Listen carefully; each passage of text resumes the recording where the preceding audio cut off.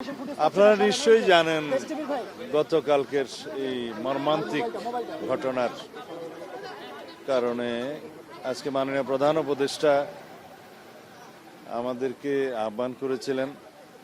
আমরা জামায়াত ইসলামী এবং এনসিপির নেতৃবৃন্দ আমাদেরকে আহ্বান করেছিলেন। মাননীয় প্রধান উপদেষ্টা কথা বলেছেন। তার আগে আমরা দেখেছি ওখানে ওসমান হাদির পরিবারের সদস্য, তার বোন ভাইয়েরা মাননীয় প্রধান উপদেষ্টার সাথে কথা বলছেন।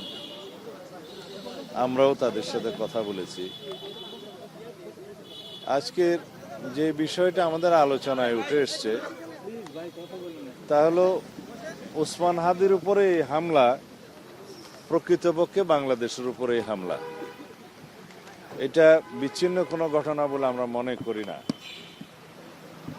নির্বাচনের তফসিল ঘোষিত হয়েছে 10 তারিখ, তারপরের দিনেই বাংলাদেশে একজন সম্ভাব্য জাতীয় সংসদ সদস্য হিসেবে পদপ্রার্থীর উপরে প্রাণ বিনাশী হামলা হলো এবং হামলার ধরন দেখে বোঝা যায় এটা একটা পেশাদার প্রফেশনাল খুনির কাজ। এখন ওসমান হাদি জীবন মৃত্যুর সন্ধিক্ষণে আছে, মৃত্যুর সাথে পাঞ্জা লড়ছে। রব্বুল আলামিনের কাছে আমরা প্রার্থনা করি যেন তিনি তাকে জীবিত রাখেন, বাঁচিয়ে রাখেন, সুস্থতা দেন। এই প্রেক্ষিতে আমাদের আলোচনা হলো আমরা ফ্যাসিবাদ বিরোধী জাতীয় ঐক্য অটুট রাখবো, সুদৃঢ় করব। আমাদের মধ্যে রাজনৈতিক বিতর্ক হতে পারে, সামনে নির্বাচন, বিভিন্ন রকমের রাজনৈতিক বিতর্ক হবে, কিন্তু আমরা ওই পর্যায়ে বিতর্ক করব না যাতে করে আমাদের ঐক্য বিনষ্ট হয়। আমাদের চেতনা হচ্ছে জুলাই 2024-এর ছাত্র গণ অভ্যুত্থানের চেতনা, প্রত্যাশা, জন আকাঙ্ক্ষা, এটাকে আমরা ঊর্ধ্বে তুলে ধরব এবং জাতীয় ঐক্য হিসাবে আমরা ফ্যাসিবাদ বিরোধী জাতীয় ঐক্যকে অটুট রাখব। এই জায়গায় আমাদের কোনো আপোষ নাই। আমরা মনে করি নির্বাচনের এই সময়টায় যারা বাংলাদেশে নির্বাচন চায় না এবং নির্বাচনকে যারা একটি গণতন্ত্রের উত্তরণের পথ হিসেবে দেখতে চায় না, শক্তিশালী বা রাষ্ট্র বিনির্মাণের বিপক্ষে যারা, প্রকৃতপক্ষে গণতন্ত্রের বিরুদ্ধে শক্তি, তাদেরই এই কাজ। ডিজাইন, এলিগেন্স, বিউটি, সেরা পণ্য সবার জন্য জেভিকো। তারা বাংলাদেশেও আছে এবং বাংলাদেশের বাইরেও আছে। পতিত ফ্যাসিবাদকে অবশ্যই আমরা এই বার্তা দিতে চাই, এই জাতীয় কোনো ধরনের হামলা করে বাংলাদেশের গণতান্ত্রিক উত্তরণকে বাধাগ্রস্ত করতে পারবে না, প্রতিহত করতে পারবে না।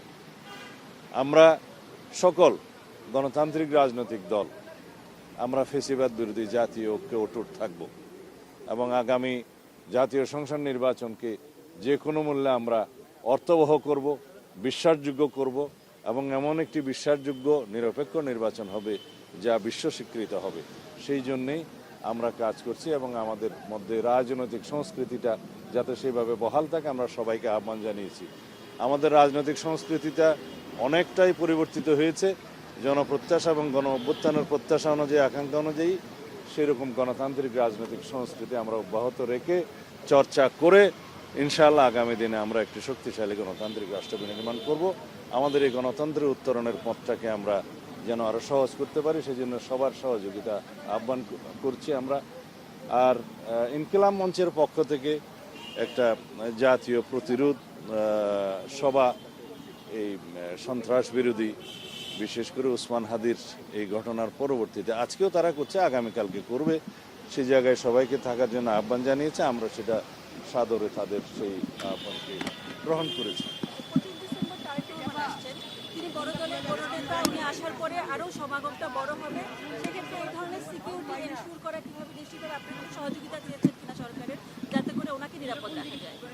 আমরা সকল রাজনৈতিক নেতৃবৃন্দ তারা যাতে নিরাপদে থাকে সেই নিরাপত্তার ব্যবস্থা করার জন্য সরকারের প্রতি আহ্বান জানিয়েছি।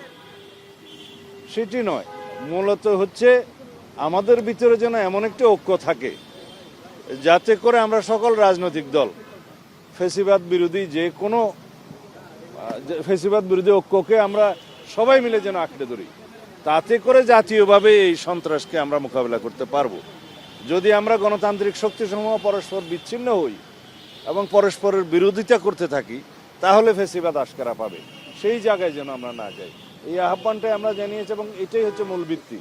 যদি আমাদের ভিতরে ঐক্য থাকে এবং আমরা গণতান্ত্রিক শক্তিগুলো, গণতান্ত্রিক রাজনৈতিক দলগুলো যদি ঐক্যবদ্ধ থাকি, আমাদের ভিতরে বিভেদ না থাকে, তাহলে পরে আমরা জাতীয়ভাবে এই জাতীয় সকল ধরনের সন্ত্রাসকে মোকাবিলা করতে পারবো এবং ফ্যাসিবাদের দূষরদের যে কোনো ষড়যন্ত্রকে মোকাবিলা করতে পারবো। আমরা জানি এই শক্তি দেশের ভিতরেও সক্রিয় এবং দেশের বাইরেও সক্রিয়। আমরা ঘটনার সুষ্ঠু তদন্তের জন্য এবং তড়িৎ ব্যবস্থা গ্রহণের জন্য আহ্বান জানিয়েছি। আপনাদেরকে স্মরণ করিয়ে দিই, গত 5ই নভেম্বর বিএনপির একজন সম্ভাব্য প্রার্থী, আমরা যে মনোনয়ন ঘোষণা করেছি প্রাথমিকভাবে, তার একজন প্রার্থী জনাব এরশাদুল্লাহ, চট্টগ্রাম মহানগরের চট্টগ্রাম 8 আসনের প্রার্থী, তার উপরে প্রাণবিনাশী হামলা হয়েছে।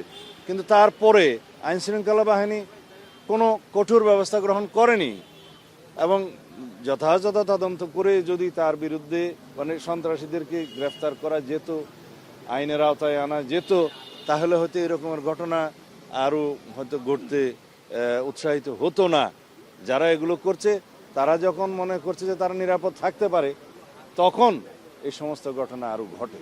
সেই জন্য আমরা স্বরাষ্ট্র মন্ত্রণালয়কে আরও বেশি সক্রিয় হওয়ার জন্য আহ্বান জানিয়েছি, তাতে প্রয়োজনীয় ব্যবস্থা যেন মানে প্রধান উপদেষ্টা নেয়। ঐক্যবদ্ধভাবে কাজ করি। আর ইনকিলাব মঞ্চের যে সভাটা আজকেও চলছে, তারা আগামীকালকে এবং পরশু হয়তো তারা একটা প্রতিরোধ সভা জাতীয় কিছু একটা আহ্বান করবে শাহবাগে অথবা 21শে শহীদ মিনারে। সেখানে যেন সকল রাজনৈতিক দল অংশগ্রহণ করে। আমরা প্রতিশ্রুতি দিয়েছি যে আমরা যাব। আমরা ঐক্যটা দেখাতে চাই, ফ্যাসিবাদ বিরোধী, সন্ত্রাস বিরোধী জাতীয় ঐক্যটা দেখাতে চাই। এটাই হবে আমাদের শক্তি। একমাত্র এর মাধ্যমেই আমরা এই জাতীয় ঘটনাকে রুখতে পারবো। ধন্যবাদ। ভাই একটা প্রশ্ন, যেটা হচ্ছে যে প্রথমে আপনাদের একজন ক্যান্ডিডেট, এরপর ওসমান হাদি, নির্বাচন যেহেতু অলরেডি নির্বাচনের পথে বাংলাদেশ, আরো কোনো প্রার্থীর উপর হামলা ইতিমধ্যে আইনশৃঙ্খলা বাহিনীও কয়েকজনকে সতর্ক করেছেন। এই যে এই ধরনের হামলা দীর্ঘদিন থেকে আমরা পেয়ে আসছি, আরো বড় ধরনের হামলার আপনারা আশঙ্কা করছেন কিনা? সরকার আপনাদেরকে কি প্রতিশ্রুতি দিল এটা বন্ধে? আমরা এই জাতীয় যে কোনো রকমের আশঙ্কাকে উড়িয়ে দিচ্ছি না, তবে সরকারের দায়িত্ব আছে, রাজনৈতিক দলসমূহের দায়িত্ব আছে, জনগণের সচেতনতা জরুরি। সেই জন্য আমরা বলেছি যে স্বরাষ্ট্র মন্ত্রণালয়, আইনশৃঙ্খলা বাহিনী, যৌথ বাহিনী এবং সরকার, জনগণ, রাজনৈতিক দলসমূহ মিলে ঐক্যবদ্ধভাবে যদি আমরা এগুলোকে মোকাবিলা করি, ইনশাআল্লাহ এই ধরনের ঘটনা আমরা বন্ধ করতে পারবো। কমপক্ষে আমরা এই প্রিকশনারি মেজার্স হিসাবে আগের থেকে আমরা সজাগ হতে পারবো, তাহলে পরেই হবে। তবে এই জাতীয় ঘটনা দুই একটা বিচ্ছিন্ন ঘটনার মধ্য দিয়ে যদি পতিত ফ্যাসিবাদ মনে করে বাংলাদেশের নির্বাচন রুখতে পারবে, সেটা ভুল ধারণা। এই বিষয়টা আজকে এখানে আলোচনা হয় নাই। অবশ্যই বিষয়টা আমাদের জন্য সর্বোচ্চ অগ্রাধিকার। আমরা দলীয়ভাবেও চেষ্টা করব, সরকারকে আহ্বান জানাবো যাতে ওনার নিরাপত্তা নিশ্চিত করা হয়। ধন্যবাদ।